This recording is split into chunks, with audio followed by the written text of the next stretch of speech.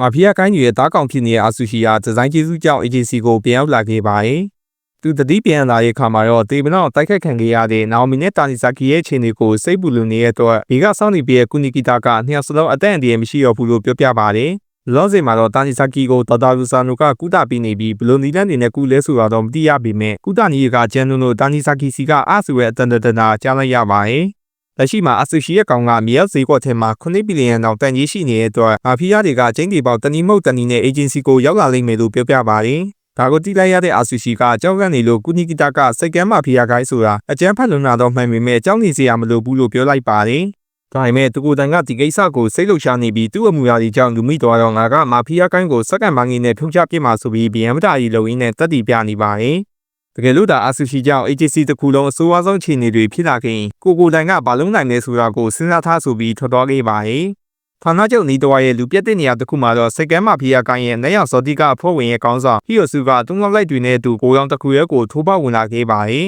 ။စိတ်ကမ်းမာဖီးယားရဲ့ကုန်ပစ္စည်းတွေကိုဖွဲ့တစ်ဖွဲ့ကမြေရောက်ဈေးကွက်ထဲမှာမှောင်ခိုရောင်းစားနေတဲ့တည်င်းရလို့ဟုံးမုတ်သေးကြအောင်မရှင်ရလာစစ်ဆေးကြည့်ရဖြစ်ပါတယ်။ဘာကိုလက်မခံနိုင်တဲ့လုံသမားတယောက်ကရုတ်တရက်ကြီးတန်တုံးနဲ့သွားရိုက်တော့ဟီယိုဆူကသူ့ဆွမ်းနဲ့လွန်ထွက်သွားအောင်လုပ်လိုက်ပါတယ်။ပြီးရနဲ့ဆွမ်းရည်တွေကြောင့်နားမလည်ဘူးထင်နေဆိုပြီးလုံသမားရဲ့ခန္ဓာကိုယ်တစ်ခုလုံးကိုတွန်းလိုက်ကောက်ကွေးတောင်းလုပ်လိုက်ရင်းနဲ့တပ်ပစ်လိုက်ပါတယ်။ဒီလိုနဲ့ကြောင်းလက်နေကြလူတွေကြားမှာ secret လေးကိုတစ်ခါလောက်ဖွာလိုက်ရင်းနဲ့သူ့နောက်လိုက်တွေကိုလုံသမားတယောက်မကြံတပ်ပစ်ခိုင်းလိုက်ပြီးတွေးနဲ့ထွက်သွားခဲ့ပါတယ်။ပောက်ကွဲတဲ့နေကြလိုက်ရတဲ့အာဆူရှီကအခင်းဖြစ်ပွားတဲ့နေရာကိုထွက်လာခဲ့ပြီးစုလိုက်ပြင်ကလူတက်မှုကစိတ်ကမ်းမာဖီးယားကိုင်းရဲ့လက်ချက်ကြောင့်ဆိုတာဘေးပတ်ဝန်းကျင်ရဲ့ပြောစကားတွေကြောင့်သိလိုက်ရပါတယ်။အဲအကြောင်းမာဖီးယားကိုင်းရဲ့နိုင်အောင်စောတိကဖွဲ့ဝင်နေတာသူ့တွန်းတဲ့ agency ကိုတိုက်ခိုက်ဖို့လာခဲ့မယ်ဆိုရင်အခုလိုမျိုးဆိုးဝါးဆုံးခြေနေတွေဖြစ်သွားမှာကိုတွေးပူပြီးအလုံးပေးကင်းနိုင်မှုအတွက်ဌာနချုပ်ကနေပြီးပိုင်ထွက်သွားတော့ဖို့ကိုဆုံးဖြတ်ချလိုက်ပါတယ်။ခဏကြာတော့ agency ကိုမှုလာတဲ့တုန်းကကြက်ကြံခဲ့ဟီကိုချီရဲ့ဖုန်းနံပါတ်ကိုဆက်သွယ်လိုက်ပါတယ်။ကိစ္စကသူဒီနေ့ agency ကနေပြီးထွက်သွားတော့မယ်ဆိုတာကိုလှမ်းပြောတာဖြစ်ပြီးသူထွက်သွားတဲ့ခါကျရင် agency ကိုမထီဘဲနဲ့ပြစ်မှတ်ဖြစ်တဲ့သူ့ကိုယ်သာလိုက်ဖမ်းကြဖို့တတိပေးရဖြစ်ပါတယ်။အဲဒီနောက်မှာတော့ agency ကနေလိုအပ်တာတွေပြန်လာယူပြီးထွက်လာမှပစ္စည်းကူတဲ့ခိုင်းနေတဲ့ကုညီကီတာကိုရှေ့လျှောက်ကျွန်တော်ကြောင့်နဲ့စိုးရင်စရာတွေမလိုတော့ပါဘူး။ဒီ agency လည်းအန်ဒီရဲ့ကင်းတော့မှာပါဆိုပြီးနောက်တောင်ထဲမကြည့်တော့ပဲပြောချင်တာကြီးပြောခဲ့ရင်းနဲ့ဘဝဆိုတာဖြစ်ချင်တာတဲ့ဖြစ်တဲ့နာကိုဦးစားပေးရရဆိုတာနားလည်သွားခဲ့ပါတယ်။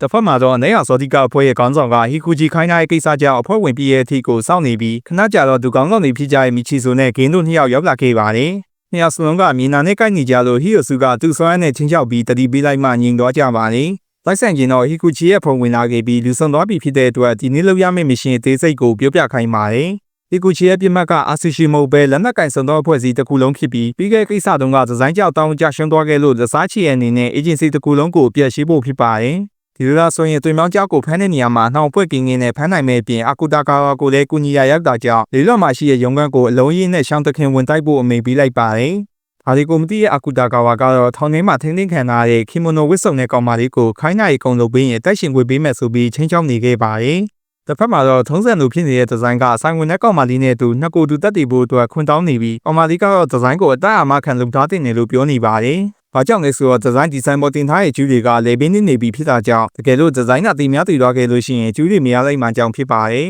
။လေးလာကဆောင်းတော်ရုံးကန်ရှိကိုတော့အနေရစောတိကဖွဲ့ဝင်တွေရောက်လာခဲ့ကြပြီးတောက်ရန်ကျဲမာရဲဆိုတဲ့ဖွဲ့စည်းကလုံခြုံရေးတောင်ရှိနေကြကြောင်းအေးစစ်စစ်ဝင်လာခဲ့ကြပါတယ်။ပြီးရနဲ့ကုနီကီတာတို့၄ယောက်စလုံးကိုလုံလက်စားတက်ခွင့်ပေးပါဆိုပြီးစက်တင်ငိုင်းနဲ့ပြစ်ခတ်ပါတော့တယ်။တစ်ဖက်ကအဆူရှီကတော့တိတ်ကအကြောင်းအရာတွေကိုပြန်တွေးနဲ့စိတ်တကြနေခဲ့ပြီးရုတ်တရက်တနက်တန်ကြီးကြားလိုက်ရတဲ့အခါမှာတော့အေဂျင်စီကိုတဲတန်ပြီးသွားခဲ့ပါတယ်။ဘာဖြစ်လို့ခုလိုတွေဖြစ်နေရလဲဒါဒီကငါးကြောင်ပဲဟုတ်တယ်ငါးကြောင်နဲ့အလုံးတေကုန်ကြရမယ်ဆိုပြီးစိုးရိမ်စိတ်ယူနေပြီးလာရကနေရုံဝက်နဲ့ရောက်လာတော့မထင်နိုင်မြင်ကွင်းကိုမြင်တွေ့လိုက်ရပါတယ်။အဲကမှဖီးယားတွေကိုလေ့ကျင့်ခန်းလုံးမြင့်တလိုမျိုးအေးစစ်စစ်တမနေရာကြောင်းဖြစ်ပြီးရန်သူကအာဆူရှီပါအခုမှသိလိုက်ရတာကစုံတော့အေဂျင်စီဆိုတာစိတ်ကမ်းမှဖီးယားတွေထက်အစတရလောက်ကျန်းနေဆိုတာပါပဲ။ကုနီကီတာကအကုန်လုံးပြီးတော့မှရဲတယောက်လိုရောက်လာခဲ့အာဆူရှီကိုစုငေါက်နေနဲ့ပျက်စီးသွားတဲ့ပစ္စည်းတွေနဲ့ရုံငန်းပြပြင်ကြာလာမဲ့သုံးစရိတ်တွေကိုစိတ်ရင်းတွက်ချက်နေပါတယ်။ခန်းကြီးကလည်းတမထားပြီးသားနိုင်အောင်စောတိကအဖွဲ့ဝင်တွေကိုမိုက်ပစ်တယ်လို့မျိုးတင်ပကနေတယောက်ချင်းစီပြချနေရကြောင်းအာဆူရှီတယောက်အံ့ဩမိတက်နေပါတယ်။ကုနီကီတာကတော့ကြောင်ကြီးနေတဲ့အာဆူရှီကိုဒီလိုတွေဖြစ်နေတာတောင်ရှောက်သွားနေကြလို့ထပ်ဆူနေနဲ့အခုချိန်မှာမင်းကဒီအေဂျင်စီရဲ့အဖွဲ့ဝင်တယောက်ဆိုတာကိုခေါင်းနဲ့ထည့်ထားစမ်းဆိုပြီးတန်ရှင်းလောက်ခိုင်းနေပါ